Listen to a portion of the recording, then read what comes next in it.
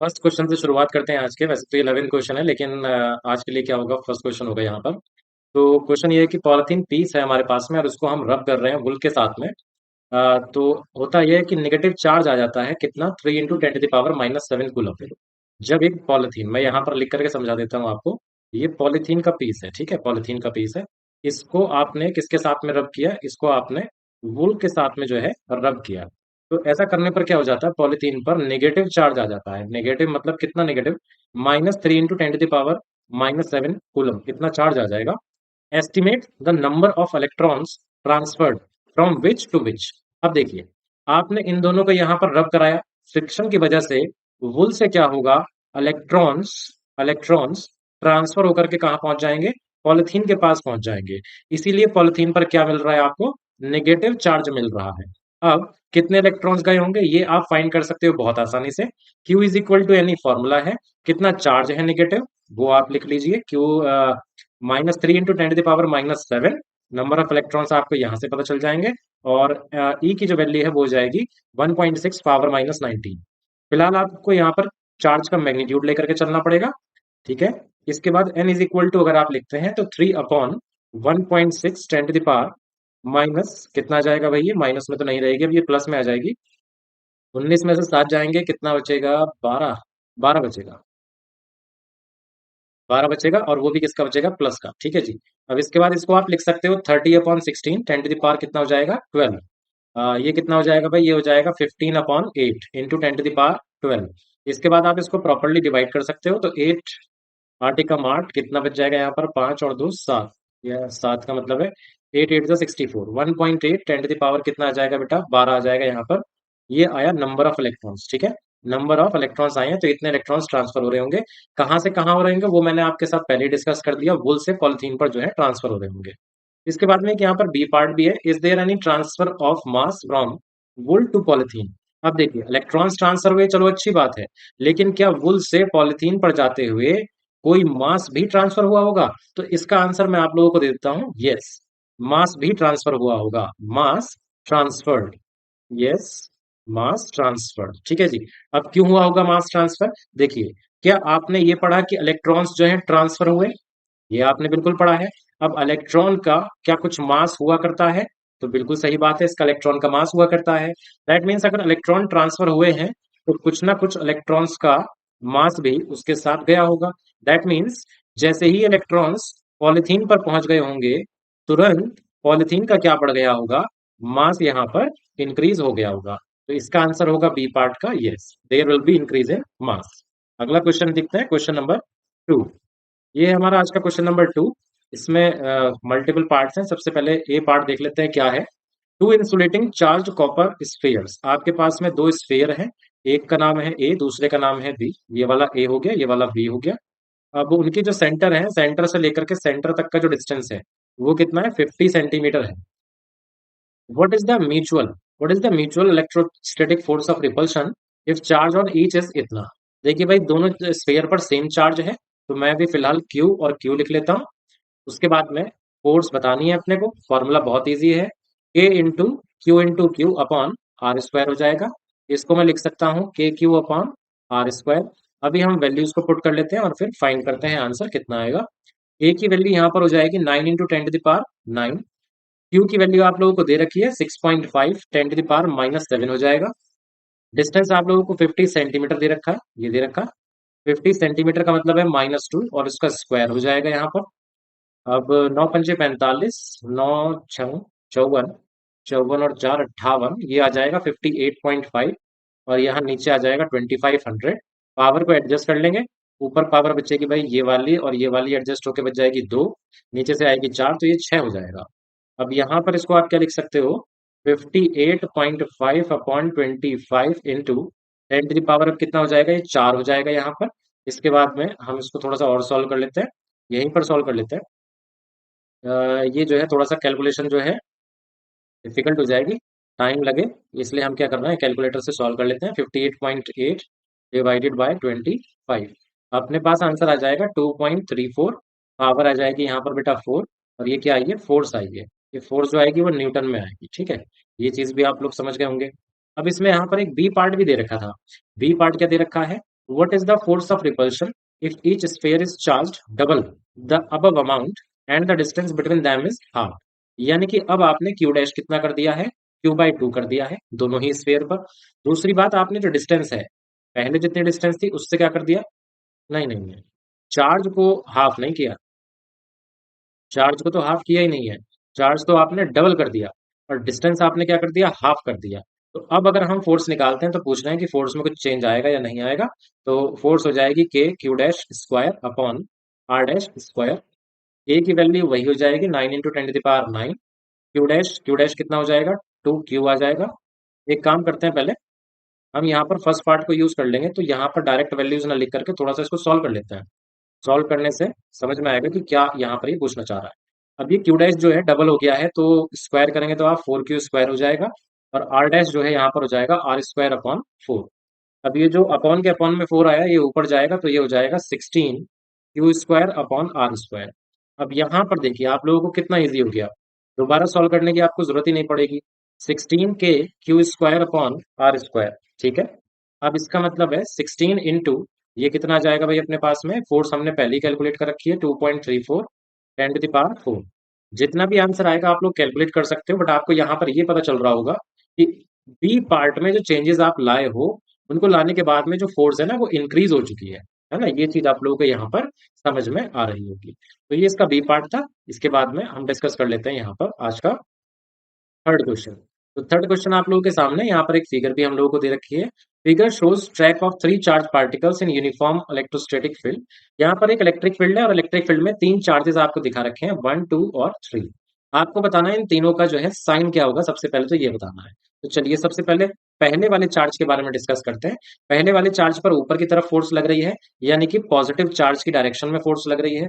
Positive charge की direction में एक नेगेटिव चार्ज ही जा सकता है, यानी कि जो फर्स्ट चार्ज है वो एक नेगेटिव चार्ज होगा।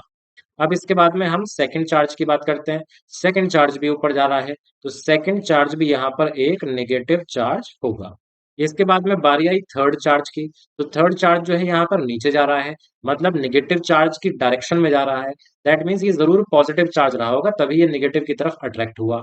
तो यहाँ पर थर्ड चार्ज जो होगा वो होगा यहाँ पर पॉजिटिव चार्ज। ये बात आप लोगों को समझ में आ गई।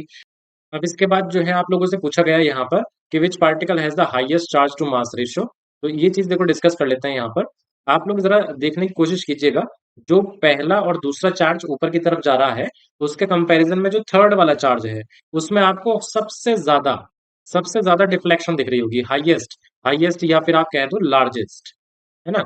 लार्जेस्ट डिफ्लेक्शन आपको यहाँ पर देखने को मिल रही होगी, क्योंकि इसमें डिफ्लेक्शन सबसे ज्यादा आ रही है। तो यही इसकी बच्चों पहचान होती है कि चार्ज टू मास रेशो जो 3 वाला है उसके लिए क्या होगा, सबसे ज्यादा होगा, हाईएस्ट होगा। तो बी पार्ट का आंसर हो जाएगा, बी पार्ट का आंसर हो जाएगा थर्ड वाला जो चार्ज है वही यहाँ पर सबसे ज्यादा highest charge to mass ratio रखेगा।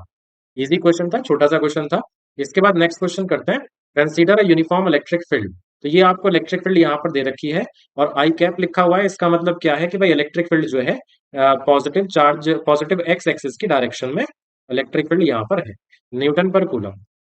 ए पार्ट है, what is the flux of this field through a square of side 10 centimetre. अच्छा, एक स्क्वायर भी है यहाँ पर। अच्छा, स्क्वायर रखा कैसे हुआ है ये देख लेते हैं। On a side whose plane is parallel to Y Z plane.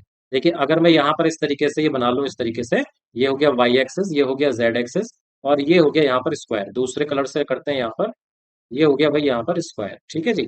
यही वो स्क्वायर, इसी स्क्वायर से क्या होगा, इलेक्ट्रिक फील्ड जो है, इलेक्ट्रिक फील्ड जो है पास हो रही होगी। अब क्योंकि जो एक्स एक्सिस होगा वो कुछ इस तरीके से होगा, हम लोगों की तरफ होगा, तो यहाँ पर मैं ऐसे करके जो है इलेक्ट्रिक फील्ड को दिखा देता हूँ, ठीक है जी। ये क्या है, ये इलेक्ट्रिक फील्ड जो है बाहर की तरफ आ रही है, पॉजिटिव एक्स एक्सिस की तरफ जा रही है। तो आप लोगों को यहाँ पर क्या बताना है, फ्लक्स बताना है। सिंपल क्वेश्चन है। फ्लक्स का फॉर्मूला हुआ करता है बेटा, ए पार्ट है, फ्लक्स का फॉर्मूला हुआ करता है ई डॉट ए। अब ई डॉट ए का अगर आप एक्सपेंशन करोगे तो ये हो जाएगा ई ए कॉस थीटा। इलेक्ट्रिक फील्ड आप लोगों को दे रखी है 3 × 10⁻³ आई कैप। ये एक काम करते हैं, यहाँ पर आप इसे ना डॉट प्रोडक्ट की फॉर्म में ही लगा दो, उसी से आपका क्वेश्चन जो है बन जाएगा यहाँ पर। लेकिन उसके लिए पहले आपको क्या करना पड़ेगा, एरिया वेक्टर फाइंड करना पड़ेगा।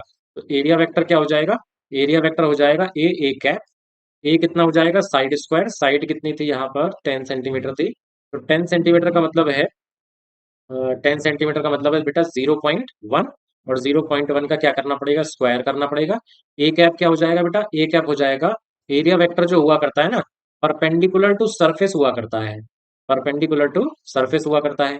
परपेंडिकुलर टू सरफेस आपको दिखेगी एक्स एक्सिस की डायरेक्शन, यानी कि एरिया वेक्टर भी एक्स एक्सिस की डायरेक्शन में होगा।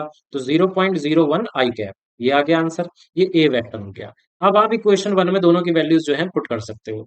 तो आप लिख देंगे from equation one, phi is equals to हो जाएगा E dot A, electric field आपके पास ऑलरेडी है 3 × 10⁻³ आई कैप, और इसके साथ में एक एरिया वेक्टर है बेटा 0.01, ये भी आई कैप है। अब यहाँ पर आंसर कितना आ जाएगा, 0.03, पावर आ जाएगी बेटा 3, और ये हो गया फ्लक्स, ये कितना हो जाएगा बेटा, न्यूटन पर कूलम मीटर स्क्वायर, ये इसकी यूनिट आ जाएगी। तो इस तरीके से अपना जो है आंसर आ जाएगा। अगर आप इसको यहाँ पर थोड़ा और एक्सपेंड करना चाहते हो तो ये हो जाएगा 30 न्यूटन मीटर स्क्वायर पर कूलम, ये इसका जो है आंसर यहाँ पर बन जाएगा। तो डायरेक्ट हमने डॉट प्रोडक्ट को यूज कर लिया, क्योंकि हमको यहाँ पर आई कैप जे कैप इस तरीके से जो है वैल्यूज दे रखी थी। अब देखिए बी पार्ट में आप लोगों से क्या पूछा जा रहा है, यहाँ पर जो सेम स्क्वायर है उसी की बात चल रही है। If the normal to its plane, normal to its plane क्या होता है भाई, एरिया वेक्टर होता है, यानी कि यहाँ पर एरिया वेक्टर की बात कर रहे हैं। Makes an angle 60 degree with the x axis, ये एक्स एक्सिस के साथ में क्या कर रहा है बेटा, अब ये कितना एंगल बना रहा है यहाँ पर, ये 60 डिग्री का एंगल बना रहा है। अच्छा, अच्छा एक्स एक्सिस क्या है, एक्स एक्सिस वही डायरेक्शन है जिस डायरेक्शन में इलेक्ट्रिक फील्ड कभी रहा करती थी, है ना। अब एरिया वेक्टर जो है वो इलेक्ट्रिक फील्ड के साथ, ये दोनों आपस में कितना एंगल बना रहे हैं, 60 डिग्री एंगल बना रहे हैं। तो फिर से अब फ्लक्स पूछा जा रहा है। अब की बार क्या करेंगे बेटा, हम ई डॉट ए का एक्सपेंशन कर लेंगे, जो आ जाएगा ई ए कॉस थीटा। अब ये आ जाएगा ई की वैल्यू आप पुट कर दीजिए, 3 × 10⁻³ एरिया, एरिया कितना हो जाएगा 0.01, और यहाँ पर ये कॉस आ जाएगा 60, कॉस 60 होता है 1/2, और 1/2 हो जाएगा 1.5 × 0.01, पावर कितनी आ जाएगी 10⁻³ आ जाएगी। अब इसकी मल्टीप्लाई कर लेते हैं, 15 कम 15 और 1 2 3, जीरो आएगा, एक ये आ गया जीरो, ठीक है। इंटू 10⁻³ कितना हो जाएगा 3, अगर आप इसको एक्सपेंड करोगे तो आंसर आएगा 15 न्यूटन मीटर स्क्वायर पर कूलम, ये आपका आंसर बन गया। अब आंसर आ रहा है 50, 15 पहले आ रहा था 30, तो जस्ट हाफ हो जाएगा ये आपका आंसर, ठीक है, जस्ट हाफ हो जाएगा, इतना जो है आपका आंसर आएगा। तो अच्छा क्वेश्चन था, फ्लक्स पर बेस्ड था। अगला क्वेश्चन करते हैं, question number 15, what is the net flux of uniform electric field of previous question, जो क्वेश्चन हमने अभी करा है उसी क्वेश्चन से रिलेटेड ये वाला भी है, थ्रू अ क्यूब। अब की बार क्यूब से पूछा जा रहा है, जिसकी साइड आपको दे रखी है 20 सेंटीमीटर। अच्छा, उसकी ओरिएंटेशन सुनिए, so that its faces are parallel to the coordinate planes. Coordinate planes मतलब जैसे ये एक्स वाई और जेड हो गए, वाई एक्स और ये हो गया जेड एक्सिस, ठीक है जी। तो इस बार क्या रखा हुआ है हमारे पास में, क्यूब है। अब क्यूब कैसे बना करके दिखाऊं यहाँ पर मैं, चलो जी क्यूब भी बना देते हैं। तो ये इस प्रकार से कुछ जो है क्यूब है, ठीक है, ऐसे करके लो भाई बनी गया जैसे तैसे, ठीक है, समझने लायक तो हो ही गया। तो इस तरीके से करके ना क्यूब है, तो क्यूब की जो है आप लोगों को साइड दे रखी है, और इन्होंने पूछा है कि इस बार बताओ फ्लक्स कितना होगा। तो यहाँ पर थोड़ा सा आप लोगों को देखना पड़ेगा। देखो मैं एक बार दोबारा बनाता हूँ, थोड़ा ढंग से बनाऊंगा इस बार, क्योंकि हमें वैल्यू भी तो फाइंड करनी होगी ना, सॉल्व करनी होगी। तो ये देखो ये हो गया क्यूब यहाँ पर, एक मिनट, इस तरीके से आ जाएगा। फिर जो है ये हो गया, ये हो गई साइड्स, ये बन गया, तो ये क्यूब बन गया। अब यहाँ पर ये वाला जो फेस है और ये वाला जो फेस है, ये दोनों फेसेस क्या हो जाएंगे, एक्स एक्सिस के, ये एक्स एक्सिस है इसके परपेंडिकुलर हो जाएंगे। इस वाले फेस, एक मिनट रुक जाओ, इस वाले फेस का एरिया वेक्टर हो जाएगा इधर, इसको A1 वेक्टर लिख लेता हूं मैं। और ये वाला जो फेस है, ये वाले फेस का एरिया वेक्टर हो जाएगा दूसरी तरफ एक्स एक्सिस की डायरेक्शन में, ठीक है। इलेक्ट्रिक फील्ड जो है वो अभी भी एक्स एक्सिस की ही डायरेक्शन में है, उसकी तो डायरेक्शन चेंज ही नहीं हुई। तो यहाँ पर क्या होगा, यहाँ पर फ्लक्स जो है, दो फ्लक्स का सम होगा, φ1 प्लस φ2। φ1 कितना हो जाएगा, φ1 हो जाएगा ई डॉट A1, जो कि इस फेस के थ्रू आएगा, और एक दूसरा फ्लक्स होगा जो होगा ई डॉट A2, जो हमारा फ्लक्स कौन सा होगा, ये वाला फेस, ये वाला फेस जो होगा इसके थ्रू आ रहा होगा। अब ई और A1 यहाँ पर ये दोनों बना रहे हैं 180 डिग्री एंगल, तो वो आपने लिख दिया। ई A2 यहाँ पर ये बना रहे हैं जीरो एंगल, क्योंकि दोनों की सेम डायरेक्शन हो गई। तो ई यहाँ पर कॉमन हो गया। अब देखो A1 का जितना मैग्नीट्यूड होगा उतना ही A2 का होगा, तो यहाँ पर मैं A1 भी कॉमन ले लेता हूँ। cos 180 -1 बच जाएगा, और ये cos 0 बच जाएगा, +1 बच जाएगा। राइट। वन, अब ये देखो, ये हो गया यहाँ पर। हाँ, -1 और +1 दोनों के दोनों मिलकर के क्या हो जाएंगे, जीरो हो जाएंगे। तो ये जो फ्लक्स हो जाएगा ये कितना आ जाएगा, जीरो आ जाएगा। तो इस तरीके से ये क्यूब वाला क्वेश्चन कर सकते हैं। ऐसे क्वेश्चंस में क्या होता है, थोड़ा सा क्वेश्चन को मॉडिफाई करके भी कभी कभी दे दिया करते हैं क्वेश्चन। ये क्वेश्चन को इस तरीके से देते हैं कि यहाँ पर होता है, ये जो क्यूब होता है ये इस तरीके से यहाँ पर होता है। ठीक है। और फिर जो इलेक्ट्रिक फील्ड रहा करती है ना, तो इलेक्ट्रिक फील्ड में जैसे यहाँ पर तो इलेक्ट्रिक फील्ड इतनी थी, है ना, आई कैप थी। ये कभी कभी क्या करते हैं, इसके साथ में एक्स और जोड़ देते हैं और एक्स की वैल्यूज यहाँ पर मेंशन कर देते हैं। तो इस तरीके से भी क्वेश्चन आ जाता है और तब जो है बहुत इंपॉर्टेंट क्वेश्चन बन जाता है। आया हुआ भी है प्रीवियस एग्जाम्स में। तो इंपॉर्टेंट क्वेश्चन था, इजी क्वेश्चन भी था। करते रहिएगा इस तरीके के क्वेश्चन। अगर कोई क्वेश्चन समझ में नहीं आया तो उसको रिपीट करके आप लोग देख सकते हो। And at last I will only say keep studying. Thank you.